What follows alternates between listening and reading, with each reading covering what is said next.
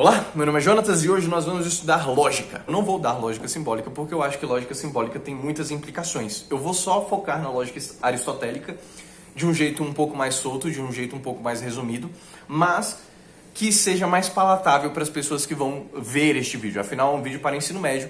E lá no futuro, eu vou postar um vídeo sobre lógica simbólica. O Jonatas do futuro, o incrível Jonatas do futuro, vai lidar com isso.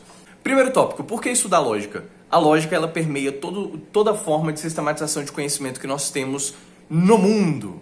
Então, a gramática, a matemática, o direito, inclusive a forma que nós nos relacionamos é baseado em uma lógica.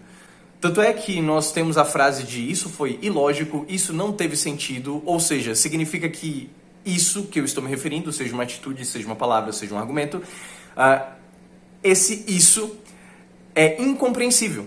Porque é ilógico, não segue um raciocínio, não tem uma sistematização, não é claro em suas atitudes. Mas quando nós falamos que algo tem lógica, nós estamos dizendo que algo tem clareza, algo é fácil, algo é sistemático, algo é compreensível, existe um raciocínio que pode ser analisado a partir daquela atitude, daquele argumento, daquele pensamento. Ou seja, a lógica ela permeia tudo que nós vivemos. Só que hoje em dia nós temos lógicas distintas. E nós já compreendemos isso, principalmente na filosofia existem estudos sobre diferentes lógicas. Mas todas essas diferentes lógicas são herdeiras de uma lógica primordial que foi, digamos assim, exposta, explanada pelo nosso querido mago da filosofia Aristóteles. E toda a lógica que existe, todo o campo do conhecimento, toda a forma que nós temos de nos relacionarmos são herdeiras dessa forma lógica básica que foi descoberta por Aristóteles. Então, estudar a lógica é aprender a ter mais clareza, tanto no aprender, quanto no ensinar, quanto no ler, quanto no se relacionar. Segundo tópico. Segunda coisa que nós precisamos entender, a lógica ela inicialmente era compreendida a partir dos argumentos. No entanto, eu não posso simplesmente chegar aqui e falar o que são argumentos sem explicar algumas coisas. Primeira coisa, dentro de uma argumentação, para ela ser lógica, ela precisa de ter termos. O que são termos? São resumos de conceitos. Por exemplo, quando alguém fala o homem foi à lua, nem sempre ele está apontando esse homem como se fosse o astronauta que pisou na Lua. Mas ele fala desse homem como um conceito que resume o que significa humanidade. Coisa que toda argumentação tem. São as proposições. Proposições são juízos que afirmam ou negam alguma coisa. Por exemplo, o homem foi à Lua ou o homem não foi à Lua. Isso é um juízo. Eu estou demonstrando a partir da minha frase, ou que eu acredito que o homem foi à Lua, que eu tenho evidências para isso, que eu estudei, ou que pelo menos eu tenho uma crença forte de que o homem realmente pisou na Lua, ou então que eu estou demonstrando a minha descrença e descredibilizando a história, os documentos, os registros e falando que o homem não foi à Lua. Essa é uma proposição, revela um juízo meu, e esse juízo pode ser julgado pelas pessoas que escutam essas proposições. Terceira coisa que há em uma argumentação, premissas. O que são premissas? Premissas são proposições anteriores à conclusão. Elas baseiam a minha conclusão. E a conclusão é aquilo que se segue das premissas. O argumento mais comum que nós vemos, e tem muito vídeo por aí, então eu não vou ficar explicando ele, o argumento silogista. Primeira premissa, todo homem é mortal. Segunda premissa, Sócrates é homem, Sócrates é mortal. O que isso significa? Significa que a estrutura do argumento ela sempre tem premissas e essas premissas corroboram para a conclusão. O argumento silogístico é muito simples de analisá-lo e perceber como as premissas elas colaboram para que a conclusão aconteça. Principalmente quando nós estamos falando de lógica, os argumentos eles não são soltos. Eles não são argumentos que podem seguir qualquer tipo de princípio. E principalmente quando nós estamos falando de uma lógica clássica. Quando nós estamos falando de lógica, nós estamos falando de um formato que é válido. De uma forma que é válida. Então, nesse caso, o argumento silogista, ele envolve muito a forma, o formato. Se eu quero me utilizar desse tipo de argumento, eu uso esse formato de afirmar ou negar algo universalmente, depois eu vou caminhando para o particular e no final eu particularizo a minha compreensão. Porém, mesmo que a gente não siga o padrão da argumentação silogística, A lógica, ela classicamente tem princípios, e esses princípios nos fazem considerar algo relevante, algo válido ou algo inválido. Mais do que simplesmente verdadeiro ou falso, que é uma discussão um pouco posterior, saber se um argumento ele pode ser utilizado ou não. Ou seja, quais são os princípios que regem uma argumentação para que ela seja lógica? O primeiro princípio é o princípio da identidade. Esse princípio ele é simples, mas ele pode fazer a gente viajar bastante e eu não quero fazer isso, eu quero que esse vídeo seja um pouco mais curto, mas A é igual a A. Ok. O que isso significa? Significa que toda coisa é igual a si mesma e diferente de todas as outras coisas. Como assim? O princípio da identidade, ele me garante que quando eu afirmo uma proposição, ela só é verdadeira se ela é idêntica ao ato que corrobora para a minha proposição. Por exemplo, o exemplo do Rafael comeu o bolo. Como é que eu sei que isso é válido? Se houver identidade, se houver correspondência, se houver coerência entre aquilo que eu estou afirmando, Rafael comeu o bolo, e existir dentro do meu campo de afirmação, dentro do meu campo de vivência na realidade, alguém que se chama Rafael e que cometeu o ato de comer o bolo. Esse princípio da identidade é o que garante que há, sim, uma representação entre aquilo que eu falo e aquilo que acontece. Compreende? Isso é um pouco difícil, mas eu garanto que se você parar para pensar um pouquinho, vai ser fácil de entender. Segundo princípio, princípio da não contradição. O princípio da não contradição ele é simples. Uma coisa não pode ser afirmada e negada ao mesmo tempo sob o mesmo aspecto. Por exemplo, muitas pessoas às vezes olham para um princípio da não contradição e não entendem de primeira porque a gente está muito acostumado a raciocinar de um jeito ruim. Principalmente quando um aluno faz uma pergunta para o professor e o professor ele entende o que o aluno quer dizer, mas ele percebe que a forma com que o aluno está perguntando está errada. Então o que ele fala é sempre sim e não. A resposta é sim e não. Essa resposta ela não pode existir segundo esse princípio da não contradição. Porque ou a pergunta está certa ou ela está errada.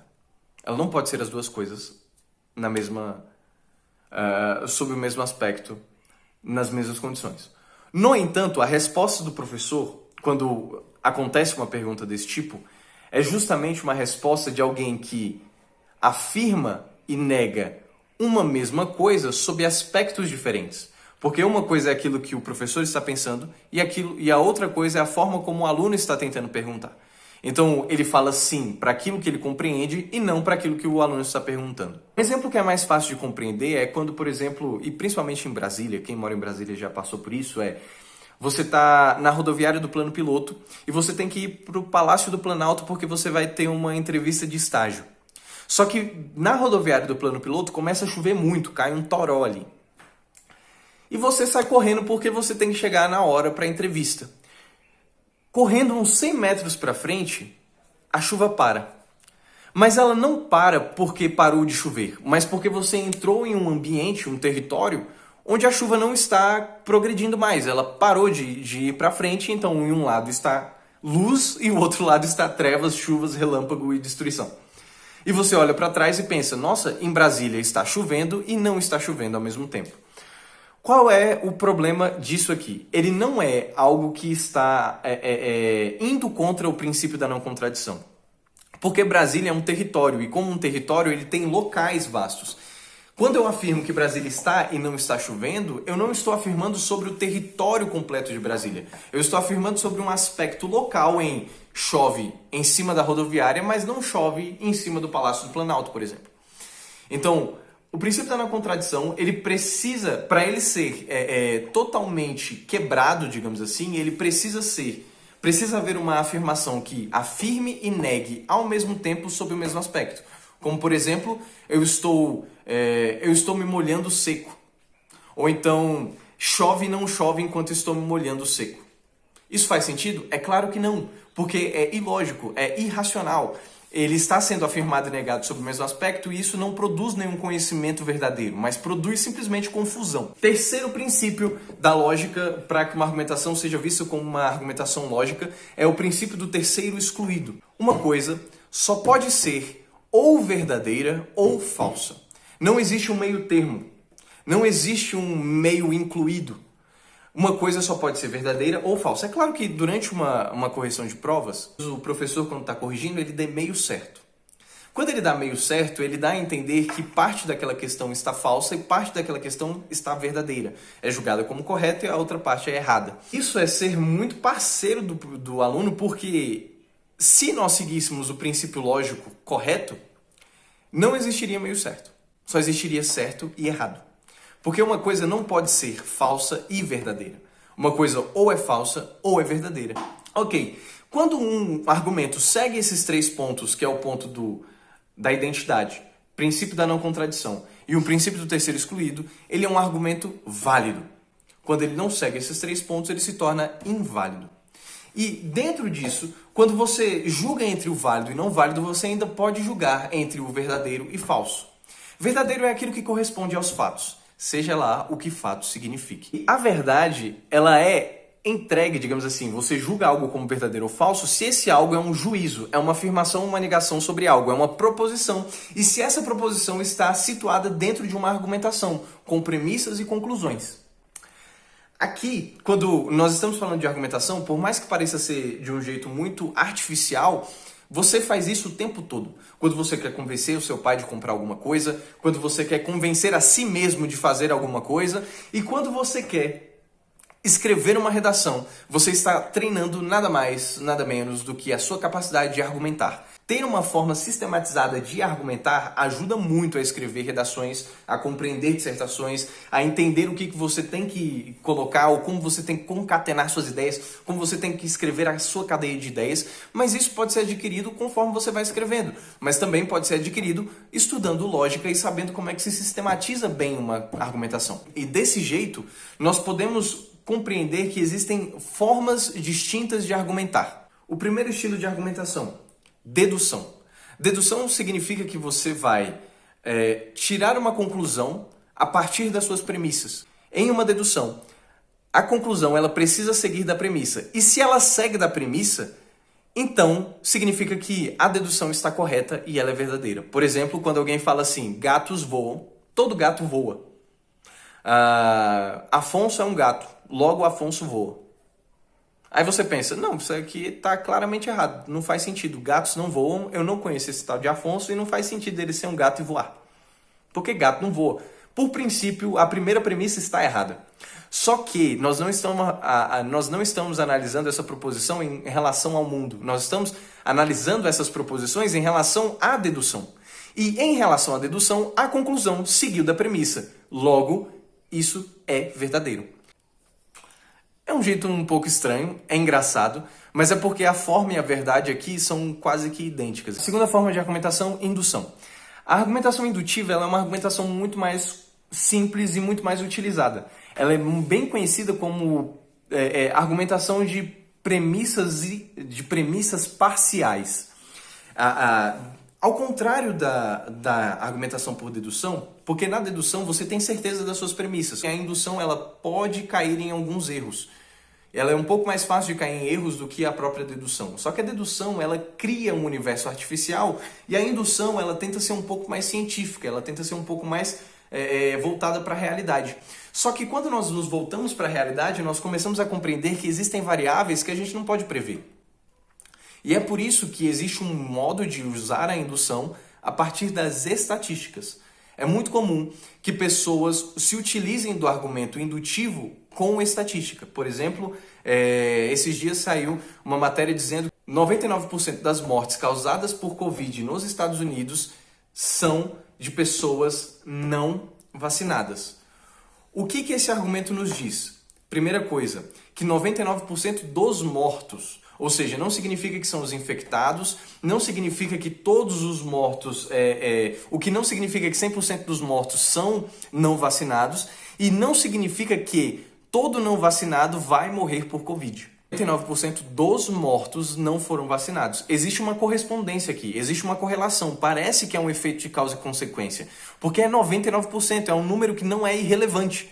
Então a gente pode chegar a uma conclusão de que é muito mais fácil você morrer por Covid por não ter se vacinado do que por você ter se vacinado. Só que quando nós lemos essa frase que 99% das pessoas mortas nos Estados Unidos são de não vacinados, o que ela também nos diz? Que 1% dos mortos são de vacinados. Ou seja, você estar vacinado não te torna imune o suficiente de estar livre de contrair a Covid e morrer. Porque não é uma garantia. O mundo, a natureza, as coisas, elas não são quantificáveis com tanta facilidade quanto é, digamos assim, na dedução. Então, a indução, ela normalmente se utiliza de probabilidade justamente para evitar essas pequenas falácias de generalização apressada, de achar, então quer dizer que todo mundo que não vacina vai morrer por Covid. Não, mas significa que você tem uma chance muito grande de morrer por Covid, se não for vacinado. Mas ainda assim, as pessoas que são vacinadas têm uma chance muito pequena de morrer por Covid, mas essa chance existe. Ok, terceira forma de argumentação, a argumentação por analogia. Essa argumentação por analogia é muito conhecida como indução imperfeita. Analogia é quando você troca semelhantes. Quando você diz coisas como, por exemplo, eu tomei ivermectina e melhorei, e por isso que qualquer pessoa no mundo pode tomar ivermectina e melhorar. Ou então, hidroxicloroquina cura da Covid porque eu tomei enquanto estava covidado, e aí eu receitei para outras pessoas e essas outras pessoas certamente vão ser curadas por analogia, porque o corpo delas é igual ao meu. Entende? É analogia e é por isso que é imperfeito. Normalmente você troca sua experiência pela experiência dos outros. E geralmente quem se utiliza de analogia nesses sentidos cai em erro grave. Ok. Mas existe uma forma certa de usar analogia. Por exemplo, literatura, ou então até mesmo provérbios, provérbios populares ou provérbios religiosos, eles podem se utilizar de analogia e isso não ser mentira. Por exemplo, um exemplo que é fácil de entender isso é... voltando ao exemplo da Covid. Ser vacinado de Covid é que nem andar na calçada. Porque você estar andando na calçada significa que você não tem grandes chances de ser atropelado. Da mesma forma, quando você toma a vacina para Covid, existem grandes chances de você não contrair a doença mais. No entanto, andar na calçada não impede de um carro entrar nela e atropelar você. Mas reduz as chances. Da mesma forma, tomar a vacina não impede de você contrair a doença, mas reduz as chances da sua morte. Isso é uma argumentação por analogia e ela é válida, porque eu não estou fazendo disso uma argumentação absoluta e nem estou trocando os miúdos como se eu estivesse trocando a minha experiência pela sua. Não é isso. Ok? E agora nós vamos terminar com o quinto tópico. É um vídeo muito grande porque de fato é um conteúdo muito extenso e eu sei que eu cometi alguns erros aqui, mas nós vamos para o último tópico dessa aula, que é o tópico mais legal de todos, que são as falácias. Normalmente, falácias são argumentos inválidos falsos. Primeira falácia, argumento de autoridade. Argumento de autoridade nem sempre é falacioso, mas quando alguém se utiliza desse argumento, por vezes essa pessoa é mal intencionada. Por exemplo, quando você vai a um consultório médico, é muito comum que médico utilize do argumento da autoridade. Ele fala, eu sou médico, eu te receitei esse remédio, você pode tomá-lo. E justamente por eu ser médico é que você vai tomar esse remédio e você vai ser curado. Porque você tem que acreditar no que eu digo, porque eu sou médico e você não é. A autoridade, ela geralmente é esse ato de não te explicar nada e simplesmente te mandar fazer algo porque eu tenho alguma autoridade.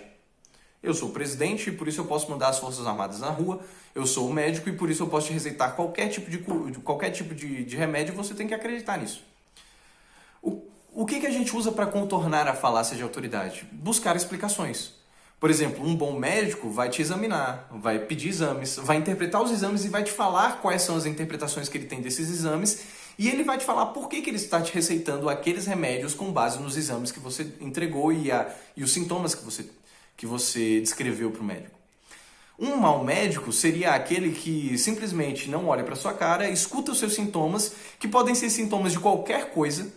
Existe um grupo de doenças, digamos assim, que tem sintomas muito parecidos, e ele vai simplesmente falar, não, toma esse antibiótico e tá tranquilo. O que ele está fazendo? Ele não está te tratando, ele não está te examinando, ele não sabe o que você tem, Ele está te dando um remédio genérico que pode te ajudar ou pode piorar muito o seu quadro. Segundo exemplo de falácia, generalização apressada. Generalização apressada é justamente a falácia que geralmente o argumento de indução tende a cair. Voltando ao exemplo dos 99% dos mortos nos Estados Unidos dos mortos nos Estados Unidos que contraíram Covid são de pessoas que não foram vacinadas. É muito comum que as pessoas leiam esse tipo de título de matéria e pensem assim, então quer dizer que todo mundo que não vacina vai morrer de Covid. É claro que não. Isso é generalização apressada. Claro que não. Ele está falando que 99% das pessoas, dos americanos, em um contexto específico, morreram por ali. Eu não sei se isso vai se repetir aqui, mas existe um grande indício de que isso pode acontecer. Poder acontecer não significa que vai acontecer. Terceiro tipo de falácia é a falácia por acidente. A falácia por acidente ela é engraçada porque um exemplo que é muito comum de ser dado é justamente o exemplo de tentar seguir as regras. Não importa o que aconteça, siga as regras. Digamos que tem um shopping e nesse shopping é proibida a entrada de animais. Só que existe uma pessoa que é deficiente visual. Ela é cega. E ela só anda com o seu cão-guia. Só que chegando no shopping, ela é barrada de entrar. Porque o shopping não aceita animais. E o cego está com o cão-guia e o cão-guia é um animal que não se enquadra dentro do regimento interno do shopping. O problema é que se o cego não entra com o cão-guia, ele não tem como se locomover ali naquele local. Ele só aprendeu a andar com aquele cão-guia. Nesse sentido, existe uma exceção para essa regra. Só que se eu quiser fazer com que essa regra seja rigorosa, ao ponto de não permitir que o cego entre, eu estou cometendo uma falácia por acidente. Porque mesmo que a regra seja a não entrada de animais, a não entrada de animais, você precisa de mais especificações para dizer que tipo de animal é esse que não pode entrar. Porque no caso do cão-guia, eles são os olhos do cego. Então, ele não é necessariamente um pet. Ele é um instrumento que auxilia o cego a se locomover e a enxergar. E quarto tipo de falácia, petição de princípio ou circularidade.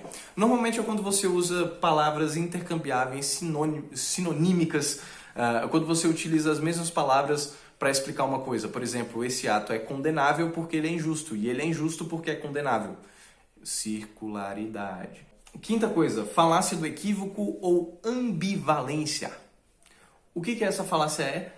É quando a gente utiliza uma palavra na sua polissemia. Por exemplo, o fim de todas as coisas é bom, a morte é o fim da vida, logo morrer é bom.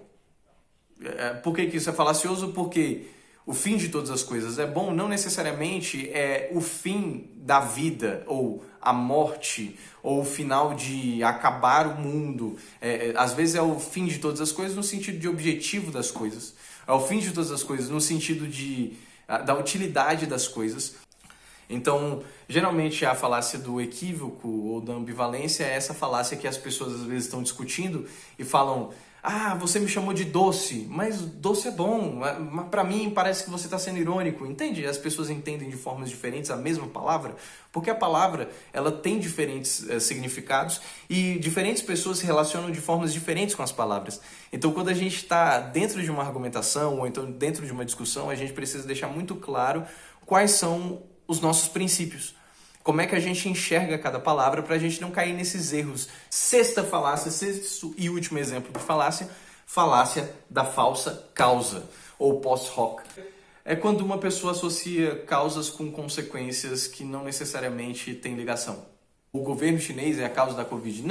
Eles não têm esse poder. Eu acho que a gente acha que o ser humano é muito poderoso e que tem muita tecnologia ao ponto de criar coisas terríveis e destruir o mundo inteiro, e a gente acredita demais na gente mesmo. A gente não é tão bom assim, não. Dentro da humanidade, dentro da natureza, nós somos os piores animais. E a gente ainda fica se matando e a gente acredita nisso. A gente acha que a gente é a causa de todas as coisas que acontecem no universo. Quando não, a gente precisa baixar um pouco a nossa bola e só tentar entender o que a natureza está querendo demonstrar. Um exemplo que é muito comum, que é muito engraçado, no verão as pessoas tomam muito picolé e vão à praia. De pessoas que vai à praia, que vai crescendo porque está muito quente e elas querem se refrescar dentro da água do mar. algumas dessas pessoas acabam se afogando. Ou seja, no verão, aumenta o índice de pessoas afogadas. Então a gente pode associar uma coisa a outra. As pessoas se afogam porque elas tomam picolé, ou porque elas bebem refrigerante, ou porque elas estão com calor. E não, nenhuma dessas coisas de fato são as causas dessa consequência que é o se afogar. Se afogar, existem outros tipos de causas e outros tipos de questões que não estão sendo abordadas nessa minha frase que eu estou dizendo. Compreende? Então é isso. Essa foi a maior aula que eu gravei. E, bom, eu gravei justamente para ser nesse tiro aí, nessa loucura. E muito obrigado para quem assistiu.